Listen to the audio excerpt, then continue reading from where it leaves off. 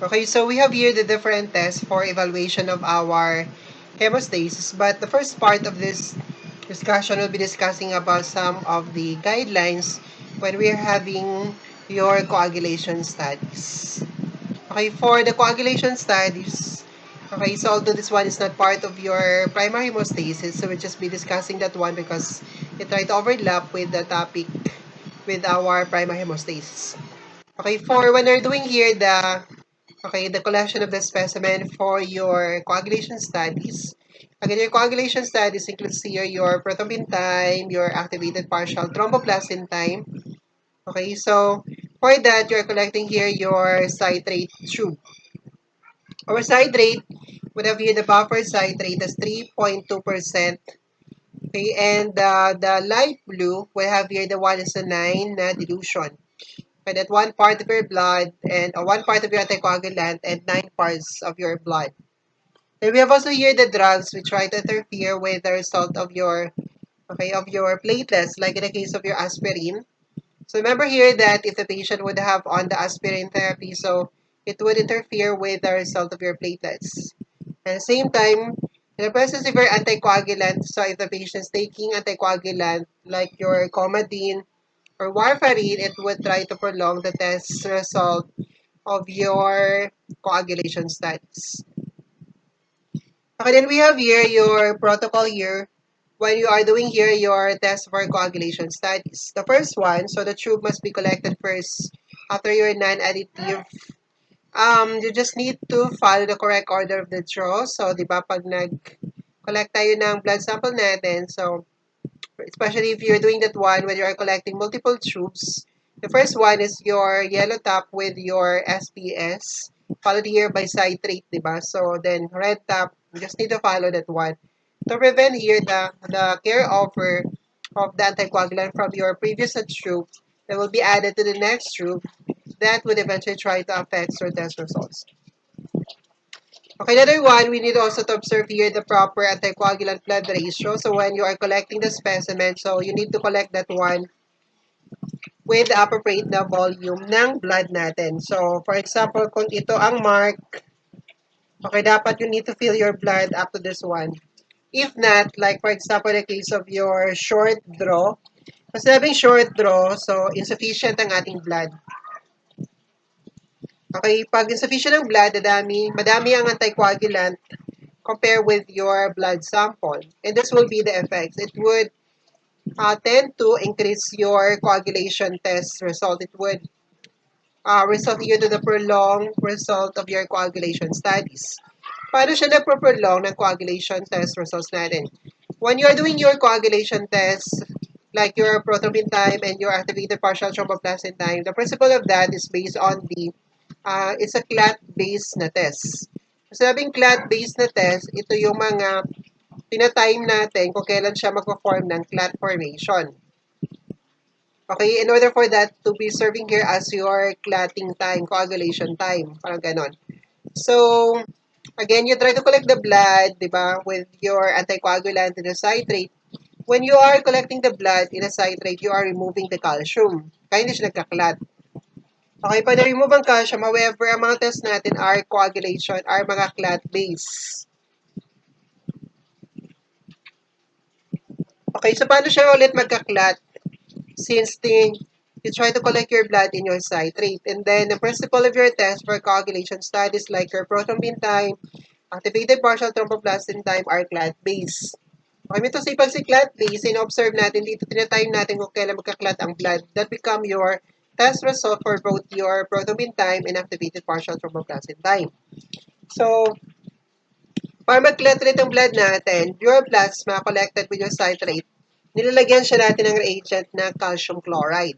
Calcium chloride serve as a replacement for the calcium na tinanggal natin. Okay, para mag-clot siya. Kanina tinanggal natin ang calcium by collecting your blood, you're putting that one in your citrate, which is your anticoagulant. Para mag-clot siya ulit, since ito ay clot-based na mga test, ang PP at saka IPTT natin, lalagyan mo ito ng calcium chloride. Yun ang reagent natin. Pag nag-short draw tayo, ang nangyari dito, you have an excess na anticoagulant in your plasma. Madami ang anticoagulant compared with your blood. Pag magkaroon ka ng excess na anticoagulant, pag nag-add ka ng calcium chloride, okay, ang excess na anticoagulant sa blood ni patient, dito siya mag-react. Ang calcium chloride mo na to, mag-react siya dito sa excess na anticoagulant. Normally dapat, pag okay ang ating blood collection, appropriate ang blood volume na na-collect natin, ang calcium chloride mo dapat dito siya mag-react sa coagulation factor. Pag nag-react ito sa coagulation factor, it would trigger the clotting process. Para yun ay tatay mo para sa result mo ng clotting time for both your activated partial thromboplastin time and your prothrombin time. Ang nangyari dito, since may excess ka ng anticoagulant, ang calcium chloride na reagent natin, magre-react muna ito dito sa excess na anticoagulant bago siya mag-react dito sa coagulation factors natin sa sample natin. And therefore, matatagalan ang clotting process. So that's why in-expect mo na result for that would be increased na coagulation test result. So therefore, when you are doing your coagulation studies na mga tests like your prothrombin time, activated partial thromboplastin time, make sure that you collect your blood volume and try to fill your blood coagulation tube here in the appropriate na anticoagulant blood ratio para hindi siya magkaroon ng ganitong result. Okay, again, we have here your, okay, so your citrate, your light blue is a proper citrate, that's 3.2%. We have here the anticoagulant blood ratio of 1:9. 1 part ni anticoagulant, 9 part ni blood. That's equivalent to 0.3 ml ni anticoagulant, that's 1 part, and 2.7 ml ni blood natin. Okay, you can have this 1:9, the usual anticoagulant ratio if the hematocrit of the patient hindi ganun kalapot. However, here, if, for example, the hematocrit of the patient is more than 55%, pag 55%, more than 55%, sobrang lapot na ng dugo ni patient natin. Pag sobrang lapot niya, hindi na kaya ito ng anticoagulant na ikaklat or hindi na kaya ng anticoagulant na i-prevent ang clotting process. That's why i-adjust natin ang volume ng anticoagulant natin instead of 1 part, 9 part. 1 part anticoagulant versus the 9 part of your blood. So, sobrang lapot nito, hindi kaya ni 1 part, 9 part, then you adjust for the volume of the anticoagulant.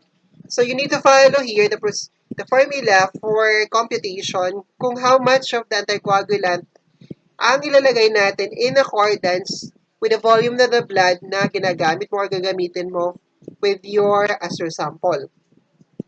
The formula for the computation, so this is the formula here to compute of the volume of your citrate para ma-satisfy ang ating anticoagulant blood ratio to prevent the clotting process. So this 1.85 times 10 to the negative 3 multiplied by 100. Multiply here with the difference of your 100 minus hematocrit. H is your hematocrit of the patient in percentage. Then after that one, multiply the result here with the volume of the blood used. So pwede tayo mag-modify dito. So instead of the 2.7 ml, okay, so you can have your 3 ml, you can have 4 ml, basta you need to compute for that. Pag itong ginamit natin na formula, it will not have this 1:9 na anticoagulant blood ratio. Why? Because again, you try to adjust here because sobrang lapot ng blood ni patient. Kaya hindi tayo susunod dito sa 1:9. Again, that's only if the hematocrit of the patient is less than 0.55%. So 1:9 dapat ang anticoagulant blood ratio natin. Pag more than 55%, sobrang lapot na, so compute mo for the amount of the anticoagulant depending on kung ano ang total volume ng blood na gagamitin natin. Another one, we have here the different anticoagulants. So you could have your ETA for if you are doing the platelet count, or you could have your molecular testing with your factor V latent mutation. You could have your acid citrate dextrose in your blood bank. Heparin to prevent here your platelet satelitosis. Then we have also here your citate or your citrate theophylite adenosine dipyridamole. So this is the anticoagulant here used for your, okay, when you are testing for the platelet factor 4, your P-selectin, prothrombin complex 1 plus 2, and we have also here your thrombin complex. Okay, for those tests. Okay, so ito gagamitin mo na anticoagulant. You put your blood on that. Okay, we have here some of the specimen managements or very important protocol. Again, when you're doing your coagulation studies for the PTA-PTT tests. Okay, so when you're collecting your blood in the citrate, so make sure that you do not remove the cover of your anticoagulated tube. So just maintain here that your anticoagulated tube with your blood sample is being sealed by the cover, okay, until it is being tested. Another one, try to maintain your specimen at room temperature, that's 18 to 24 degrees Celsius. So never ever refrigerate your specimen while it is waiting for to be tested or to be analyzed. Okay, if you try to store at the refrigerator temperature, that's 1 to 6 degrees Celsius, it tends to destroy the factor 7. Also try to inactivate the activity of your platelets. Another one, never ever also try to expose your tube here or your collected sample at the temperature more than 24 degrees Celsius because also try to deteriorate your factor 5 and factor 7. Okay, another one, you need to um, okay, test here your specimen within 4 hours of the collection process. Hindi pwede nag-collect ka ngayong araw na to, kinabukasan mo pa siya i-test.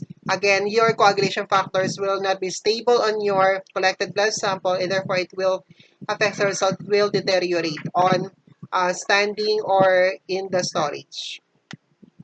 Patient on the heparin therapy, so you need to centrifuge immediately the blood within 1 hour and separate the plasma because that's what you are needing for the test. And try to test it immediately within 1 hour.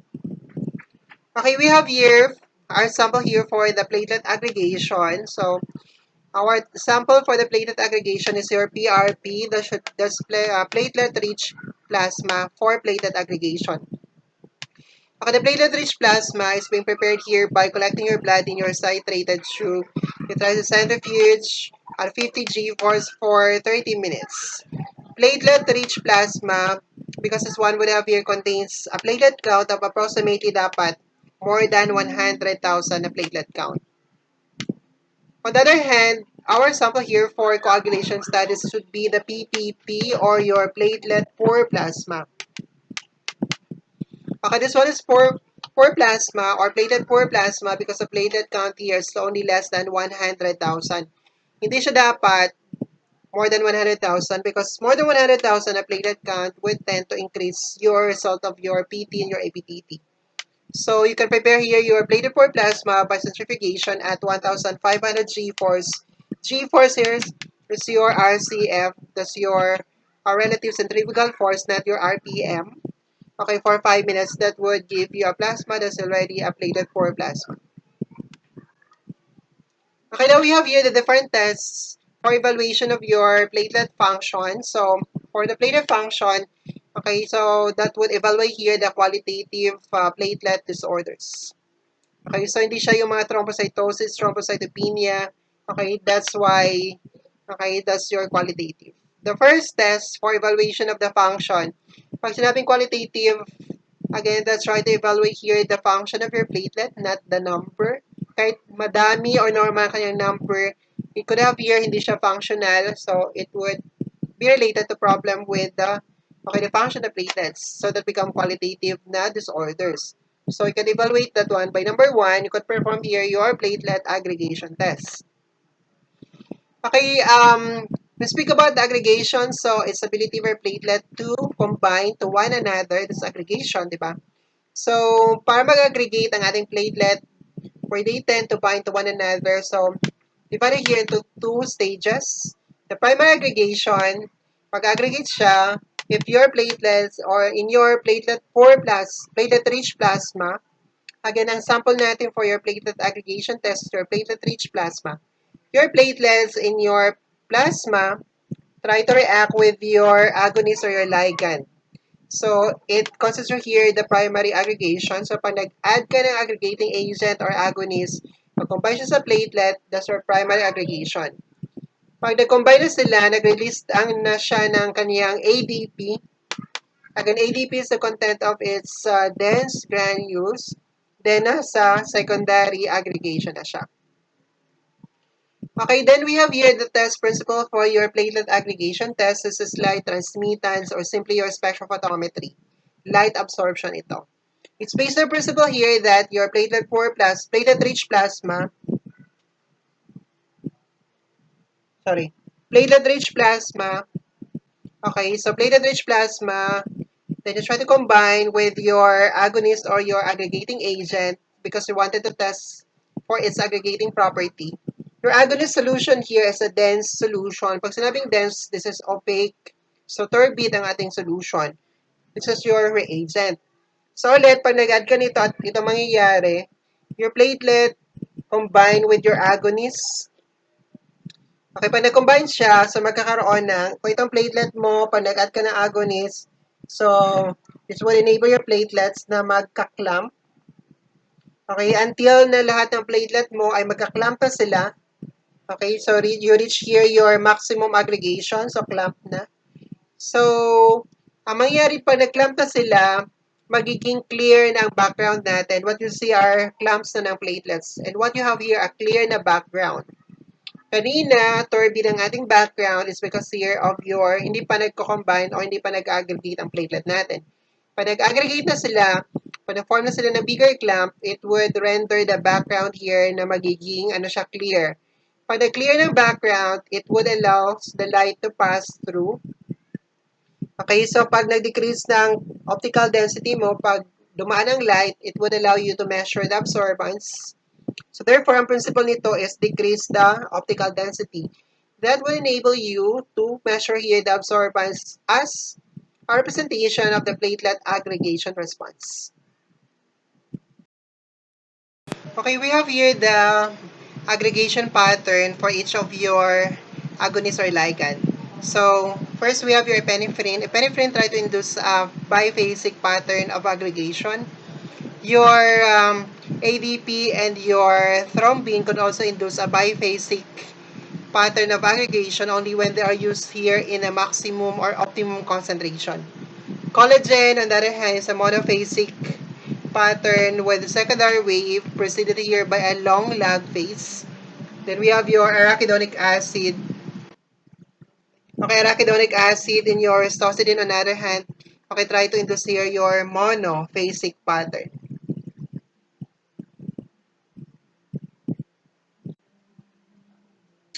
Okay, we have here, again, we have this one, your trap or your thrombin. So again, this one, try to induce here a biphasic pattern. So only that when used in an optimum concentration.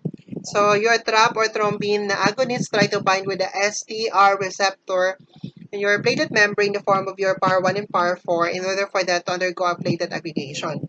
ADP, on the other hand, bind to your P2Y1, P2Y12. It's also try to induce here a biphasic pattern when used in an optimum concentration. So you could have here your 1 to 2 micromolar. Okay, peripherin, on the other hand, Okay, peripherin, on the other hand, try to induce here your biphasic pattern of your aggregation. And peripherin try to bind with your platelet membrane through the alpha adrenergic receptor. Then we have also here your collagen, so bind to your GP1A2A, GP1A2A. So this represent here storage pool na abnormality. Collagen try to induce here a monophasic pattern of aggregation preceded here by a long lag phase. What do I mean by that one? So usually kasi, pag ganun siya, pag nag-add tayo ng agonist or ligand ang platelet natin, mag-aggregate siya at dapat ganun na siya, aggregate, mag-increase na siya. Sa kanya, pag sinabing long lag phase, pag nag-combine na siya ang ating collagen with your platelet-rich plasma, containing your platelets, hindi siya agad-agad na nag-aggregate. So, may lag phase ka muna, pag ganon, matagal na ganon, bago siya umakyat.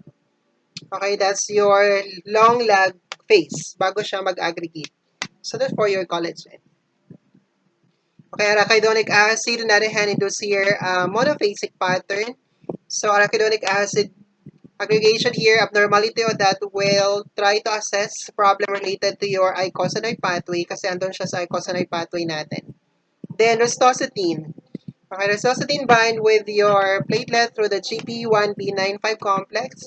That one would be used here for evaluation of your problem related to your like Berners-Olier and your von Willebrand disease. So pag may abnormality ka dito, so try to consider between the two, von Willebrand disease or your Bernard here. Okay, then we have here the application of your aggregation response to different medical condition. So first one, we have here the presence of the aspirin or other forms of your non-steroidal anti-inflammatory drugs would tend to abnormal result here with your arachidonic acid and your collagen. Another one, enzyme deficiency related to your icosanoid pathways, dun sa pathway natin from your phospholipid phosphatidylinositol down to your thromboxane. Kung may enzyme deficiency ka doon, ito magiging result. You will have your abnormal result with the ADP, with the collagen, or even with your arachidonic acid na platelet aggregation response. Okay, normal na result with your thrombin. Storage pool diseases would have your abnormality in all. Okay, ADP, collagen, arachidonic acid, even your thrombin. Glanzmann's thrombasthenia, again, ang deficiency nito is your 2B3A. So, this would have here, again, the normal result with your stocytine, pero abnormal result would be obtained here with your AYAC, epinephrine, ADP, and collagen. Baliktad sila ni Bernard Solier natin. Again, Bernard Solier would have abnormality with a platelet aggregation involving your stocytine, but it would have your normal platelet aggregation response with your epinephrine, ADP, and your collagen. On the other hand, acquired platelet disorders. So pag acquired platelet disorders, abnormal lahat na results without other explanation. Hindi ma-pinpoint kung anong pinaka-cause nito. So parang unknown cause, ganun. You could also use here the whole blood for your platelet aggregation as your sample, but most likely, we are using your platelet-rich plasma. But if you tend to use here the whole blood, so it depends on your instrument, kung kaya niya mag-measure the platelet aggregation using your whole blood, so okay, go. But with that, you need to extract your blood with a citrate pa din, and then try to dilute your blood with 1:1 na saline solution. Use that one as your sample if you're using the whole blood as your sample for your platelet aggregation. Okay, another method here, we have your platelet lumi aggregation. So this is a chemiluminescence method of measuring both your platelet aggregation response plus ability of that to secrete your ATP. Pag platelet aggregation lang, na-test natin, try to measure your platelet aggregation capacity lang ng platelets natin. But your platelet lumi aggregation simultaneously could measure here the ability of your platelet to aggregates corresponding with your agonist na ginagamit, and at the same time could also measure the concentration of your ATP is being released from the dense granules of your platelets. Okay, so this one uses here your luciferase enzyme substrate system. Luciferase, this is an enzyme extracted from your firefly. Kaya umiilaw-ilaw. Kaya ang positive result nito is not on the absorption but rather, okay, the chemiluminescence, para siyang fluorescent. Umiilaw. That's how you measure the platelet aggregation response with this one plus simultaneously with the ATP secretion. Procedure for that one, first to try to measure the thrombin, okay, as your agonist for that become your standard. And then try to check also here for if may problem ba siya sa other agonists. Kung gagamit ka ng panibago, basta you use thrombin here as your standard, as not your sample here. And then, with succeeding na mga agonists, kung may problem ba sila doon sa ADP collagen, okay, so paano natin malaman kung normal or abnormal ang result niya with other agonists? So dapat normal siya if the aggregation response of those other agonists is 50% higher compared with the aggregation response with the chemiluminescence result of your thrombin. Okay, so it would also help you assess here mga ganito din ang mga problem natin. Abnormal ba ito or normal? Only that, ibang method lang siya ng pag-measure through your chemiluminescence instead of the usual na spectrophotometry or the light absorption.